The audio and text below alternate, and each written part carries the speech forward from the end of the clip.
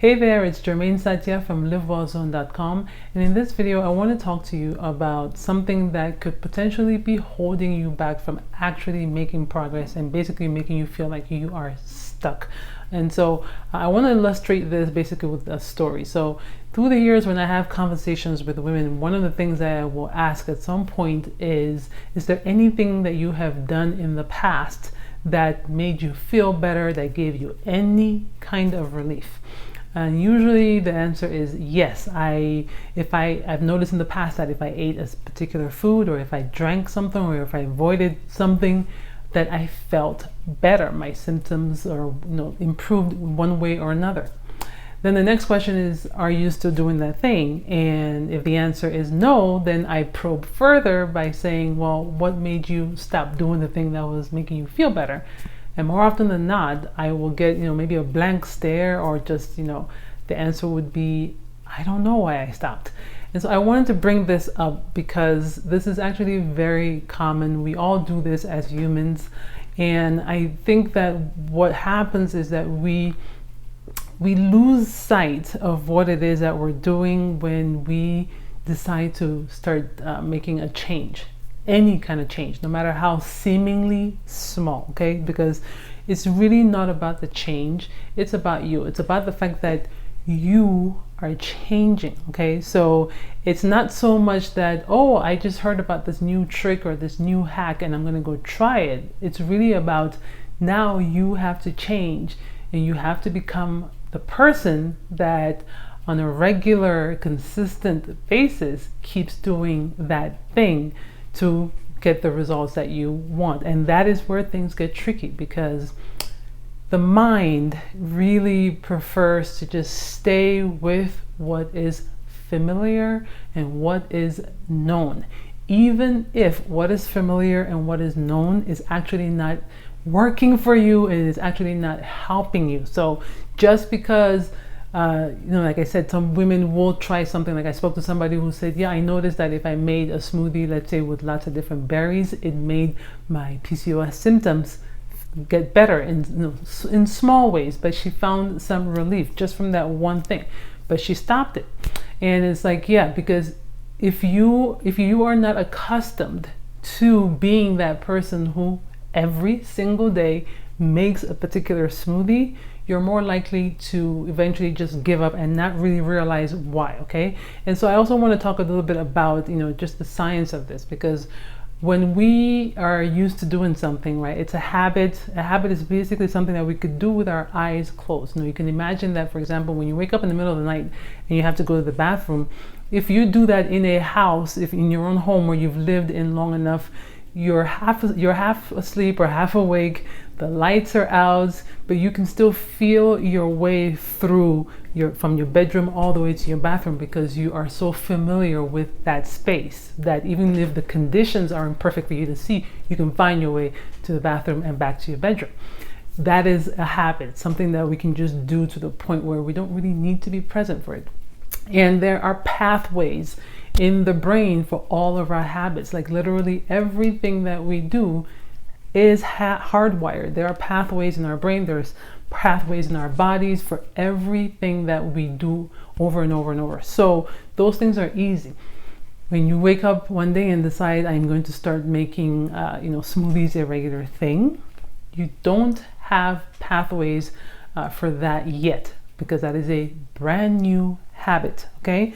So it does take some time for you to do that thing over and over and over, to the point where it becomes pretty much second nature, and your body basically knows, just like what time of day you do it, and which ingredient you grab first and which ingredient you grab second, and in what order you stack things in the blender. Like, you do it enough times, all of that, you could just do it with your eyes closed, but you got to give yourself time. So during that time where you're still developing that habit, you have to be aware that your body your mind in particular, will tend to want to lean back towards the familiar, because the familiar is comfortable, because change is scary to your mind. It just is, okay?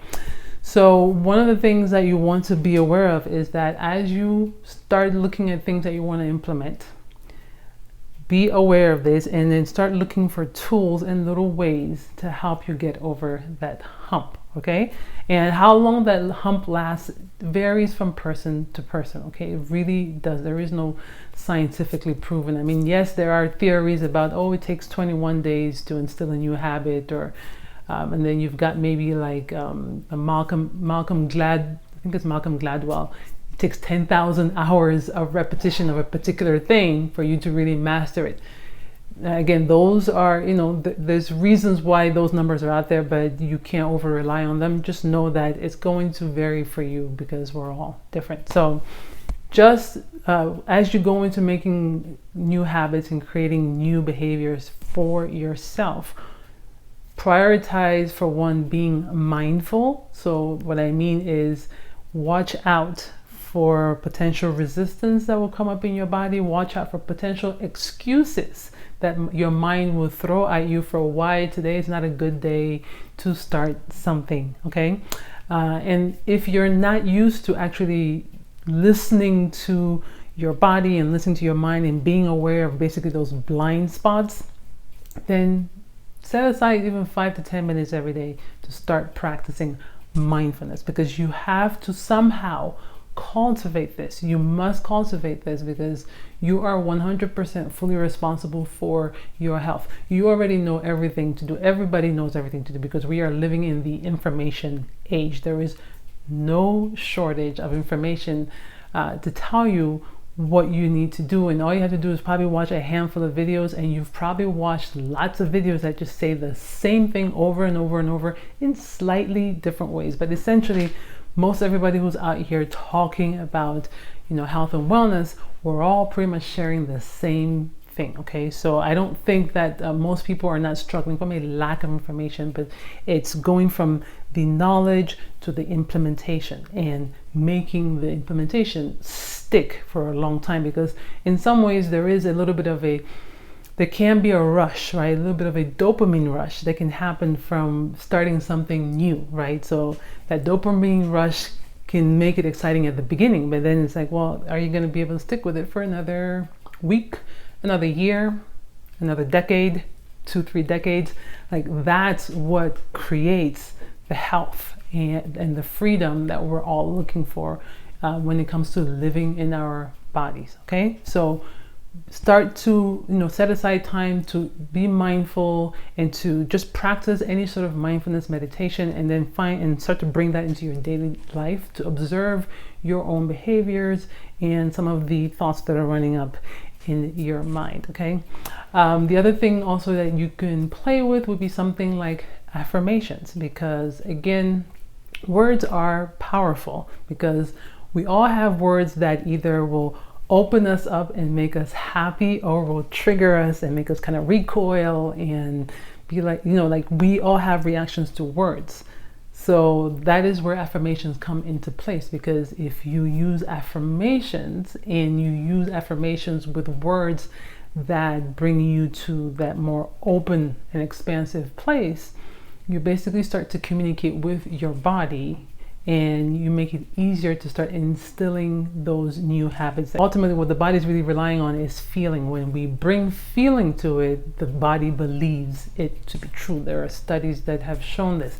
If you want to look at people like Joe Dispenza, that is basically the core of Joe Dispenza's work, is reminding people about this simple fact that really your body is objective, and if you just know how to use your emotions, because those emotions speak to the body, because your emotions will change your chemicals, right? If you feel the emotion of love, you will release hormones or neurotransmitters like oxytocin. If you feel stressed, you will release hormones like cortisol. Okay, so there is a true chemical reaction that happens in the body just based on how we feel, and we can use that to our advantage when we're trying to build new habits. Okay, so I just wanted to share this with you guys as something to chew on, something to just let marinate. Take some time to think about yourself and kind of think about your own health journey and what it's been. Have you in the past started something that was helpful, but then for some reason just stopped it and you never really maybe went back to evaluate, why did I actually let go of that thing that was helping me, you know? Or on the flip side also, you know, maybe you do know 100% for sure that there are certain foods that you should be avoiding and you're not. It's still kind of playing on the same thing, which is your mind's not quite ready for change yet because the change is uncomfortable, even though logically you know certain foods aren't helping you, but the emotions and the habits that have been practiced that live in your system right now are saying no, but this is all I know and this is what I'm comfortable with, so I want to stay here. So be mindful of that, okay? So yeah, that's it for this video, and if you found this helpful, I would appreciate it if you gave it a thumbs up. Share this with anybody that maybe is struggling to just make the day-to-day changes that they need, so they can use this as a reminder that, you know, there are, just as a reminder that you're not, that there's nothing fundamentally wrong with you if you're struggling, that this is just really how the body works. But once you understand how the body works, then now you can start to figure out ways in which you can actually take better actions, right, that support you in your goals. So if you know anybody that would benefit from this, feel free to share it with them. And thank you so much for watching. If you have any questions, feedback, if this resonated with you in any way, leave your comments below the video, and I look forward to seeing you on the next one. Bye-bye.